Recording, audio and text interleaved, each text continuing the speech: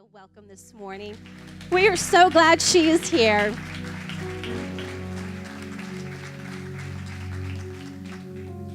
Thank you, Sister Gaddy, Brother Gaddy, New Life, Cabot, everybody. It's great to be here. We've looked forward to this for a while, and we have not been disappointed. The presence of God has been here since Wednesday, since we drove in, and it's been here around the tables yesterday, for sure. But in laughter, it's been here, talking about angels and supernatural yesterday, and talking about blues and oranges and golds and greens yesterday. Then this morning, it's just almost as if you can reach out and grab it tangibly, you know? It's almost as if you can feel it tangibly in here. And I know there was a huge rush that came in here just a few minutes ago. And I thank God for that. Don't think that's going away. It's not going to go away. And I leaned over to Terry and I said, you just need to tell him if he wants to take this further. There's no pressure here on me. I'm fine. He can do whatever. And I still mean that. So anytime God wants to interrupt, he can interrupt. But obviously, since he didn't, he wants us to talk about hope today. I'm thankful that whenever, this past August, whenever we were in Canada and Brother Woodward got up in the little meeting we were in and said we need to pray for our friend Celinda. She's just had a brain aneurysm, and my dad's personal assistant in his business had a brain aneurysm sitting at her desk, and I watched what happened. So when he said that, I don't mind telling you that the enemy was standing right there with a huge bucket of fear that he dumped all over me. And I was like, no, God, not my friend. Not the one who has totally changed the lives of countless MKs that we don't even know about. God, please, no. And we all went to prayer and prayed for a long time. And several people led prayers. And at the end of that, Terry leaned over to me and he said, I don't know how or when, but she's going to be okay. And I will be honest with you. I said, well, it will take a miracle of God if she's okay. And guess what? God performed it. She's okay. I thank him so much. I can't just get up here and act like it's business as usual. I have to give him praise. I love her too much to just kind of act like it's a no big deal. It's a huge deal to me. And I want to give honor to the Gaddies for what is here, for what all you have done for this to be here, for that last service, and for this service, and for this leadership team. You guys are amazing. Not in the natural way, in the spiritual way. And don't ever lose the desire and hunger for the depth that you have. Thank you for treating us like a king and a queen for these 4 days, 5 days that we've been here. How many of you need a little bit of hope somewhere in your life today?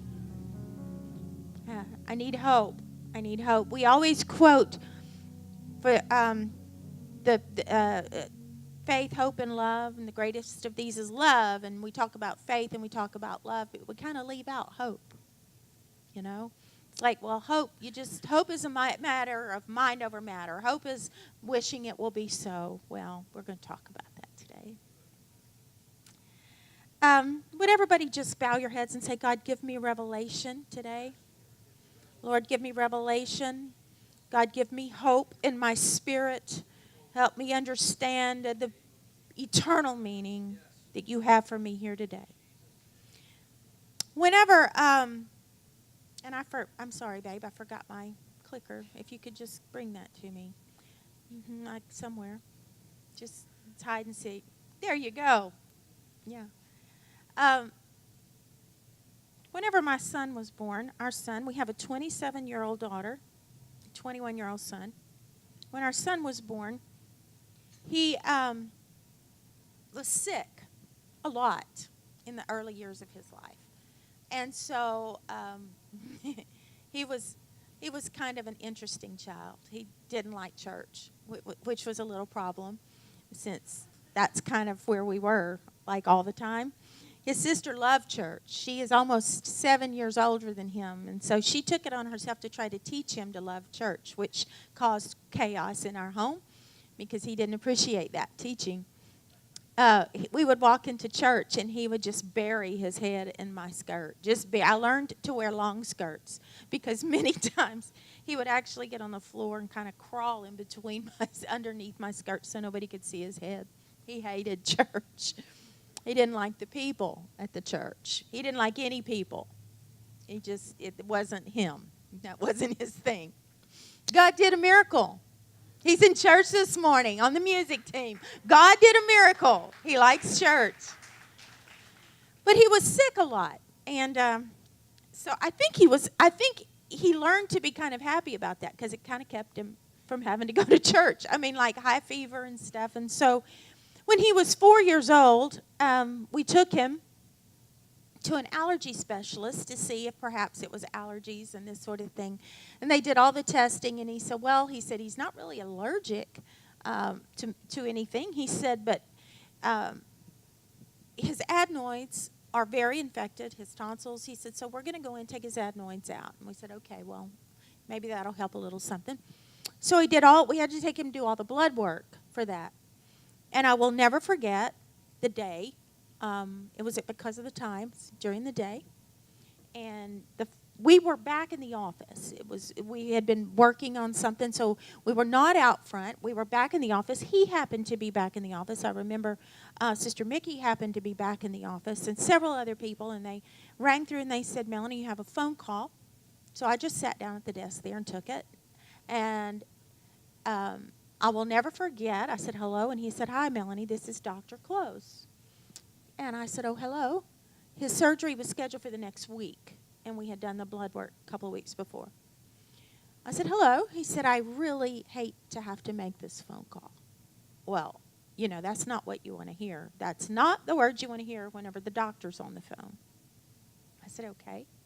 He said, in doing the blood work for the surgery, we have found out that your son has IgA, immune deficiency. Yeah, I see some nurses nodding their heads. They know what that is. He said, and I said, okay, what does this mean? I am not medical in any way. I'm English and history, and that was me, business. So I said, what does this mean? And he said, well, he started trying to explain. He said, there are 5 parts to your immune system. He said, the part that controls your respiratory area, which is all of the pneumonia, rheumatoid arthritis, lupus, all of these things that come in through your respiratory area. He said that part of his immune system is not there. And I said, what do you mean not there? I said, can we boost it? No. He said his numbers are 0. He said there's nothing to boost. He said it's like being born without an arm. You learn to deal with it. And I said, what do you mean you learn to deal with it? He said, well, you deal with the symptoms. He said, you can't treat the actual problem. You just have to deal with the symptoms. So he said, as he gets sick and as it develops and as he grows, it will develop more. You're going to have to be prepared for a lot of pneumonia, a lot of bronchitis, a lot of respiratory illnesses. He will not be able to go to school. He will not be able to go in large crowds at all because his numbers are 0. They're not just low, they're 0. And I said, will he have to live in a bubble? He said, not the bubble like you're thinking, small. He said, but he will have to live in a bubble. No swimming in fresh water because there's a bacteria that can get through the pores of his skin, through places in his body and attack his immune system. And he said, no blood transfusions unless it's his own. I mean, all this kind of stuff. We were devastated. It's like, now what, God? Here we are. Now what? So we thought, God's going to heal him. I went immediately. He said, go get him right now. He said, where is he? I said, daycare. He said, go get him right this minute. I was like, oh, my Lord. He said, not another minute there. So we went. We had him prayed for. God did not heal him. And we had him prayed for a lot. God did not heal him. Every time somebody would come through, we'd have him prayed for until it was like, okay, this child is going to rebel and never go back to church again if we don't stop. Because he would just, I want to go, I want to go. He was little. So we said, okay, we're going to live with this, but we're not going to shut our life down. And we're not going to shut his life down. And God, you can do what you want to. But we're not going to shelter him and make him a sheltered little child because of fear. We're going to go forward. And I thought, and God, you're going to heal him. Well, we did. We went forward. We said we were going to send him to school. So we sent him to kindergarten, to first grade. He missed like 2 or 3, 4 months of kindergarten, the same of first grade. And by the time he got to second grade, it was like, no, this isn't going to work. I have to homeschool him. We will not be able to send him. So I came home and homeschooled him, which was devastating for me personally. I found my fulfillment in what I was doing at the church. I found my fulfillment in the ministries that I was a part of. And it was devastating for me to walk away. So I tried to do it all. I tried to do church work at home while I was homeschooling, and my health crashed. And so God was really trying to get through to me. So actually, I didn't listen very well. I brought his sister home. She was in the 9th grade when we started that, and I brought her home too and homeschooled her, and it changed the atmosphere of our home. I don't regret a day that I homeschooled. We took him overseas with us on trips, starting at about 12 years of age. I've taken him into places that would horrify you probably, knowing that he had this, but we just felt like this is what we needed to do and not shelter him. God has protected him. He's never, ever even gotten sick in one of those places, except one time in South Africa, he got strep throat and came home with strep throat. And I thank God for that. But during all that time, and I tell you this to make a point, during all that time, and whenever I was homeschooling him, I wanted him to know that he was born with a purpose. Actually, when he was born with the cord wrapped around his neck twice and tied in a true knot. And they called him the miracle baby at the hospital. Only 2 children had survived, and he was the second.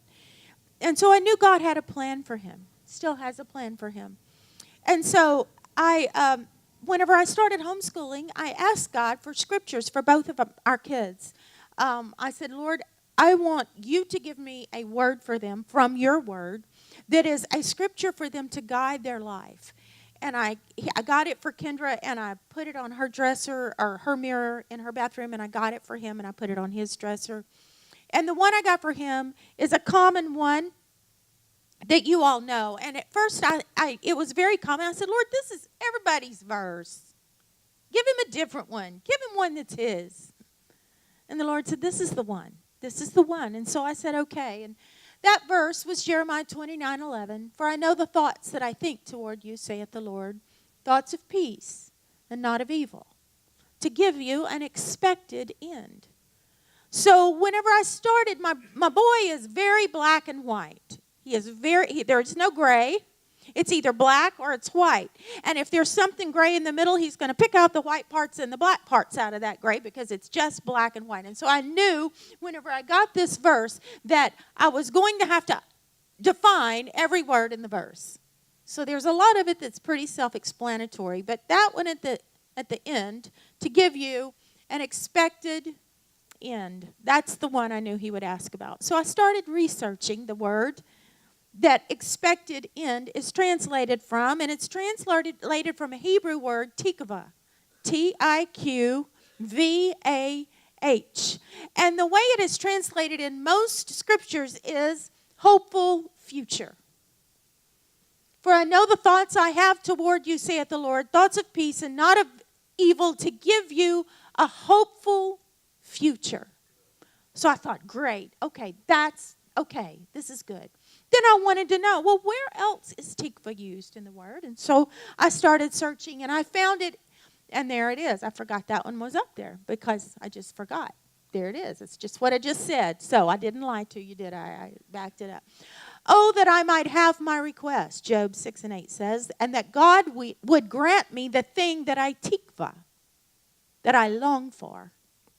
I found it in Psalm 9:18. For the needy shall not always be forgotten. The expectation of the poor, the tikvah of the poor, shall not perish forever.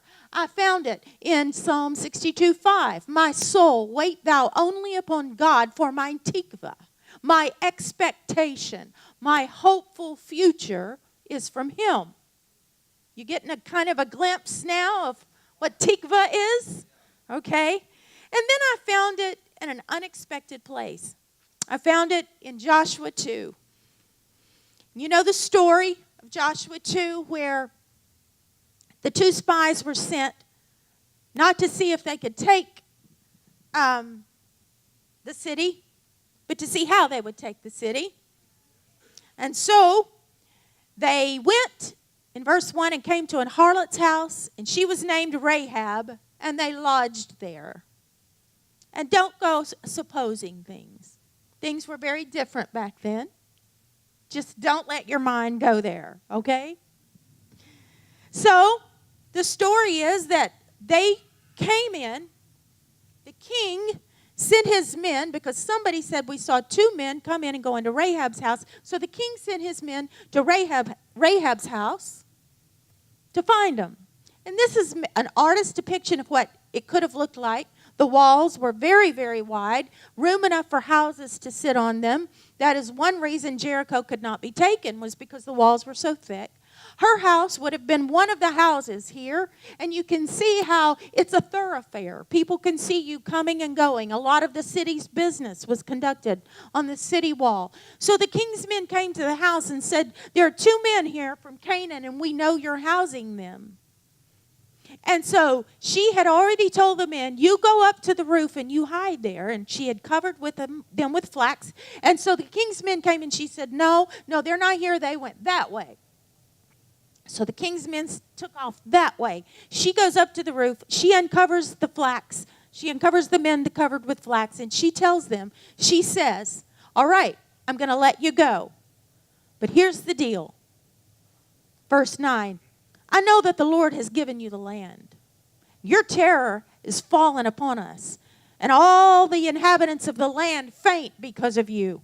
For we've heard how the Lord dried up the water of the Red Sea for you when you came out of Egypt, and what you did unto the two kings of the Amorites that were on the other side of Jordan, Sihon and Og, whom ye utterly destroyed. And as soon as we heard these things, our hearts melted. Neither did there remain any more courage in any man because of you. For the Lord your God, He is in heaven above. He is God in heaven above and in earth beneath.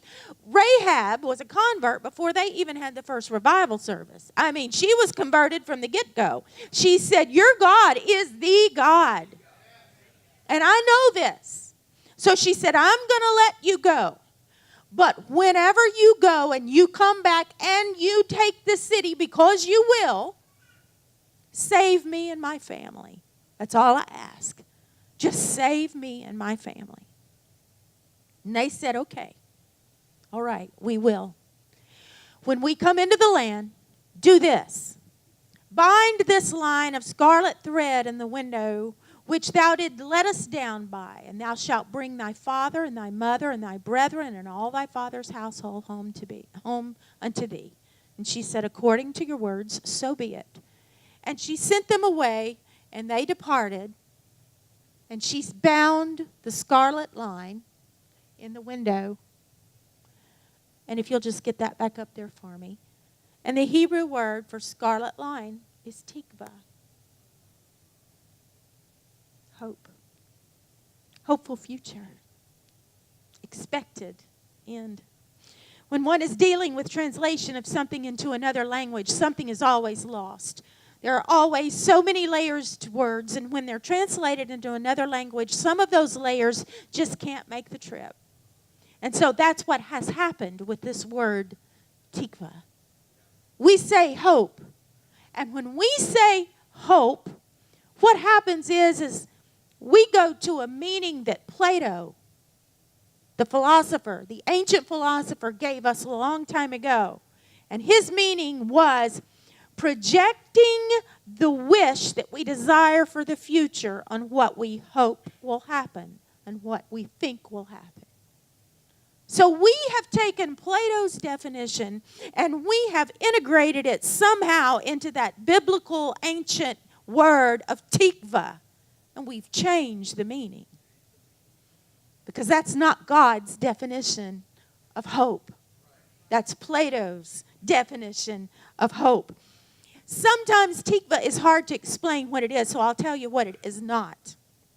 It's not about personal wish fulfillment. It's about the absolute reliability of God. It's not about wishes coming true. It's knowing beyond a shadow of a doubt that God will complete the process His way, and we will be okay with whatever the outcome is.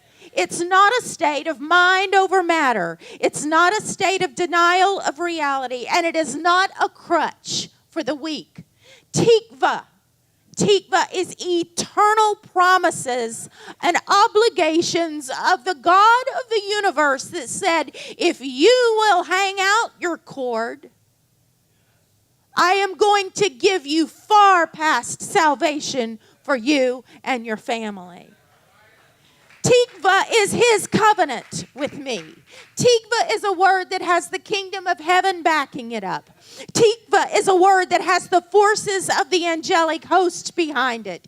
Tikvah is the reward of my anointing. And Tikvah guarantees that what He has promised will come to pass. That's what Tikvah is. She said, save me. Save me and save my household. And He said, not only will I do that, but if you will hang this line out your window, I will let your generations live way past you.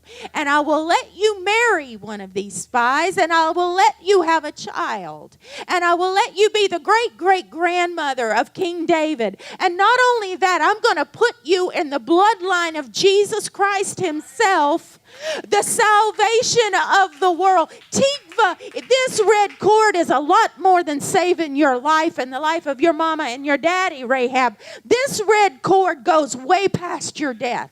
This red cord goes way past what you will ever accomplish in this life. This red cord signifies that I am going to join with you for eternity for the salvation of you and your mother and your daddy and your sister and your brothers and the children you don't even have yet and the grandchildren and the great-grandchildren that you don't even have yet. If you will hang out Tikvah, I will be your God forever. It's not a wish. Oh, I hope I'll be saved. Oh, no, it's a covenant. It's a covenant.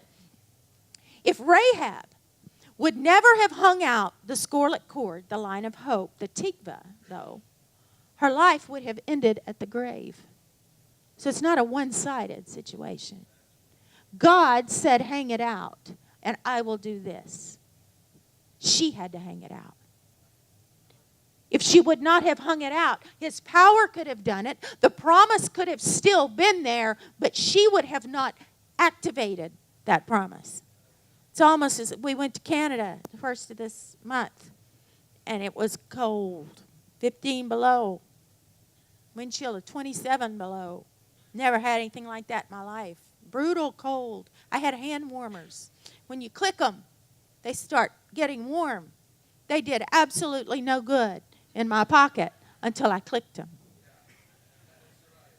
Tikvah guaranteed they were going to get warm. We can have all the promises of God at our disposal, in our pockets, hanging on to them. But until we activate those, until we say, yes, God, I'm going to do my part of the equation. I'm going to do my part of your promise here. It took her act of believing and of trusting and of standing on the promises. And although her acquaintances and those who saw the red cord hanging out of her window, they didn't know what it was, or what it stood for, or what she was doing, but she knew what it was. And she knew that that red cord that everybody was making fun of wasn't just a nice gesture. She knew it was a matter of life and death. That red cord meant either the end of her lineage or the beginning of it, and it meant the end and death, or it meant hope and a future. Tikvah is a hope, a promise, a future, more than a positive word of mind over matter. And here's what the scarlet cord did not mean. It did not mean that war would not come. She had to go through the war. She had to see the enemy coming upon her and just praying, I've left the scarlet cord out. Is it going to be enough? And it was. But she had to go through the war. It did not mean that her past went away. She was a prostitute. I wonder what caused her to be a prostitute. So many times we read now of stories of people who, and of course, if you follow, there's a Christian motivational speaker, Christine Kane, and her passion in her life's work is to save girls who were trafficked in white slavery. And she's doing an amazing job at rescuing these girls who are kidnapped and sold into white slavery. We have no idea what causes people to do the things they do or to be in the places that they are. And I wonder how many people like this that we know were totally injured as children and violated as children and have no other way and don't know another way or don't know of another choice. We can't judge Rahab on what her past was or what she went through or what injuries were done to her. But what we can do is know that wasn't erased. Her memory was not erased. He did not take all of that away from her. She still had to live with those things. So just because she grabbed onto a hopeful future did not mean that the people who had hurt her came back and said, please forgive me. And there was closure, which we all wish for in cases like that. But there wasn't. They were dead, probably, which wasn't enough for her, I'm sure. She would have loved closure. But this red cord didn't guarantee that she would have closure. This red cord did not guarantee that people wouldn't go by and make fun of her. What are you doing with the red cord out your window? You have always been just a little bit over the edge, Rahab. Can't you be normal for once? Do you have to look like that in front of everybody? Seriously? How much jeering went on? How much making fun of her went on? I wonder. But she did not waver. She let her red cord stay out the window. We may not escape war or hardship or escape loss of friends and identity and comfort, and we may not even escape physical death, but we will escape eternal death and despair and nervous breakdowns. When I started getting a glimpse of Tikvah, my world got a little brighter. And when I realized what I was taping on my boy's bedroom mirror, I realized, you know what? It's not about his physical healing. His physical healing is not the deal here. It's his eternal salvation. So, God, I'm hanging out the red cord over my boy. I'm hanging out the red cord over my girl and over my house. And so if you never heal him, that's fine. But salvation is the thing here. Eternal prayers. If we would start praying eternal prayers, I wonder what would happen in our world. If we would stop focusing on the things that we want down here, God, please, please heal them, heal them. And I'm for healing. I'm for healing. Okay, my father died of cancer. It was the defining moment of my life. I felt God had let me down, and that's a whole other story. I went through a crisis of faith because he did not heal my father, and we had done everything we were told and knew to do, and my father was a phenomenal man that had lived righteously all of his life. So I understand about praying for healing and wanting healing. I understand about that. I am not diminishing that at all. But here's what I know. The eternal prayer for my father was, God, just make sure he gets there because I have to see him again. Now it's been 25 years. The pain sometimes is still just as strong when it jumps over the wall. And you know, time helps. But when you have a great deep love like that, it don't ever take away that pain. But now my father would be 90 years old this year, and he would be facing death. You've got to face it anyway. So healing, a prayer for healing, is actually a temporal prayer. Because at some point you have to face death anyway. But those eternal prayers that I'm talking about, the Tikvah prayers, the beyond me prayers, the grandchildren that I may never see, the great-grandchildren that I may never see. Those prayers are the prayers I'm talking about. Hang out a red cord of hope, and don't tie your expectation and your wishful thinking to the end of it. Tie faith to the end of it that says, I trust you. Whatever you say, whatever the outcome is, I trust you. I have hope. I have Tikvah, and it's not just a feel-good word, but it's a guaranteed investment of His promises. And what He wants me to remind you this morning is this: He is still in control, and He still does concern Himself with the affairs of men.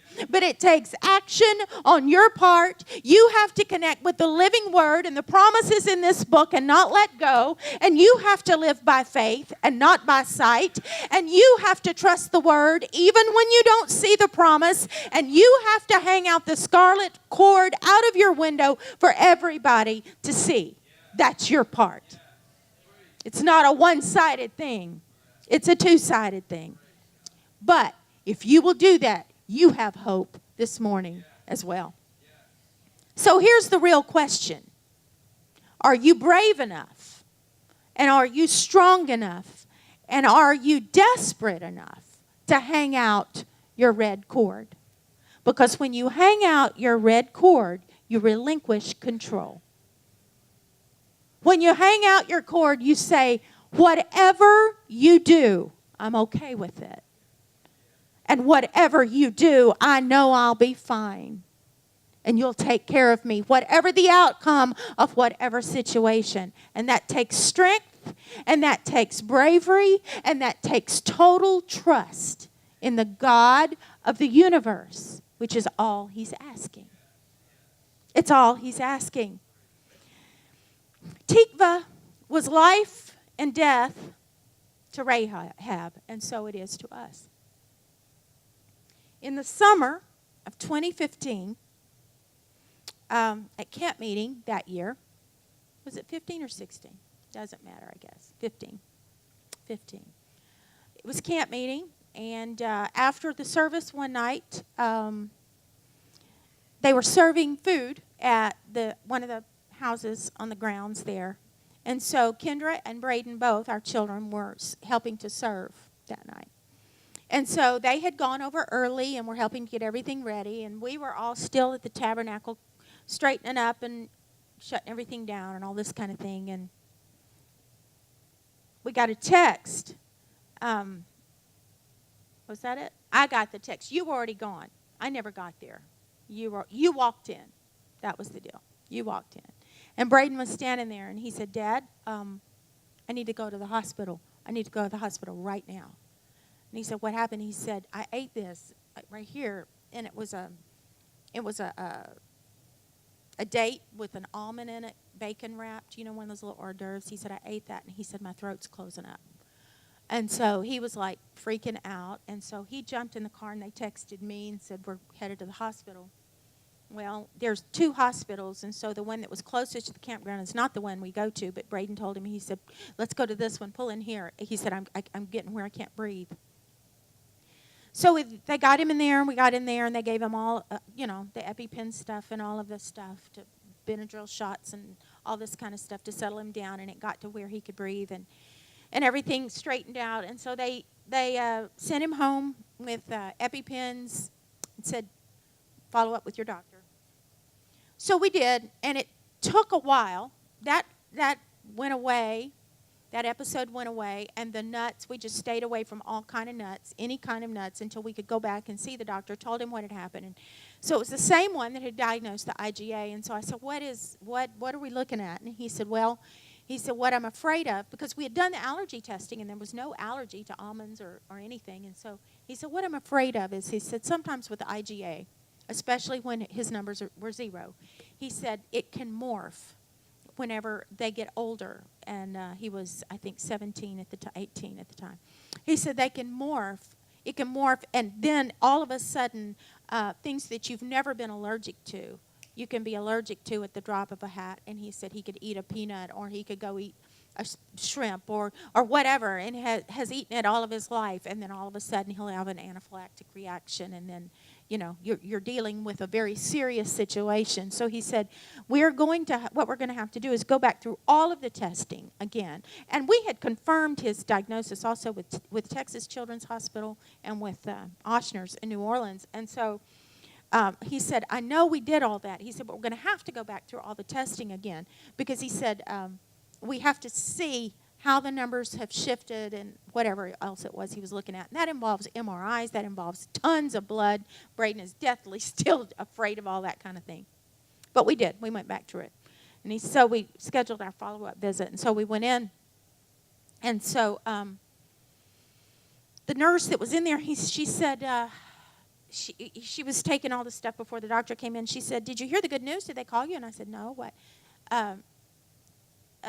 She said, he's not allergic to peanuts. And we're like, well, that's good news, but that's puzzling. What's up? She said, the doctor will talk to you. So the doctor comes in, and he said, well, did you hear the good news? And I said, yeah, he's not allergic to peanuts. He said, no, that's not what I'm talking about. I said, what are you talking about? He said, his IgA numbers. I said, what? He said, they're normal. Absolutely normal. We had forgotten about IgA. We had not prayed about it for years.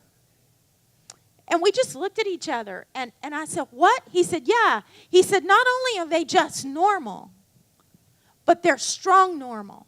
He said, like they're on the upper end of normal.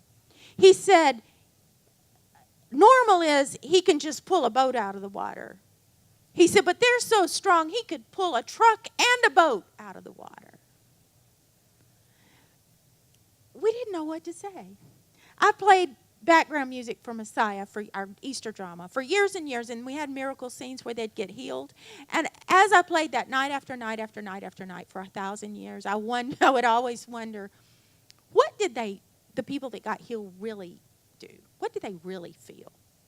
Ours would jump and do all stuff. Well, I found out. They probably didn't do anything if they were like us. We sat there and looked at each other, both of us. We were in the room, and our mouths were just like, I had to close it. I said, but you told me that this couldn't be boosted, that this couldn't. He said, I know, I remember. I said, you told me that this was like being born without an arm. And he said, I know, I remember. I said, you told me, we went for a second opinion in New Orleans, and then I wanted to go to Texas Children, and you didn't really even want to give me the referral because you said there was no use. And he laughed. He said, I know, I remember. And then the doctor looked at me, and he said, God is good, isn't he? I said, yeah. Yeah. God is really, really, really good. God is so good. Even when I stopped asking, even when I had said, well, you've heard me pray it enough, I just kind of moved on. God, use him. We're going to take him all over the world, and we're going to do whatever, and you use him however you see fit, God. And I've got this red cord. I had spoken on this for years. I have this red cord, Lord, and this is for my boy. Thank you for his hopeful future. Never one time thinking about his healing. And on the way home that day, Braden said to me, Mom, he said, I wonder. He said, if I wouldn't have had IgA, you wouldn't have homeschooled me. He said, and if you wouldn't have homeschooled me, I would have been in high school. And he said, who knows the crowd that I would have gotten mixed up with. He said, because you know me, Mom. I'm out there. I said, I know. He said, I wouldn't have had all that you did. We had devotion every morning. That was our first thing for probably an hour every day. He said, I wouldn't have had all that. He said, I wonder if God gave me IgA just so that you would homeschool me and I would be saved. I said, I don't know. But I sure wouldn't be surprised. if that wasn't one of the reasons. And I also wonder if one of the reasons that God gave him IGA and then gave me that verse for him and then had me research that verse and then healed him and then had me come to Cabot and speak on this today was not to tell you, don't think you've got it figured out. Don't despair. Hang out your red cord and trust him. It's okay. Go ahead and cry sometimes if you want to cry. Go ahead and adjust sometimes if you want to adjust. But don't ever stop trusting him. Don't ever stop understanding that hope is more than wishful thinking. Hope is grabbing on to an eternal promise that he is faithful and that he does not disappoint. And that person may even die and it may be past your lifetime. But Tikvah is still yours. Once you hang it out, he never takes it away from you. It's forever linking you and your promise to him. I wonder this morning if there are any of you that need, and as they come to the music, if there are any of you that need some Tikvah. I have a few scriptures that I thought maybe there might be somebody in here that would need a little bit. We need to just advance this as I go right here, if that's okay. Of course, there's the Jeremiah 29:11. I know the thoughts that I think towards you, thoughts of peace and not of evil. But then there's Psalm 9:18. For the needy shall not always be forgotten. The expectation of the poor shall not perish forever. The Tikvah of the poor.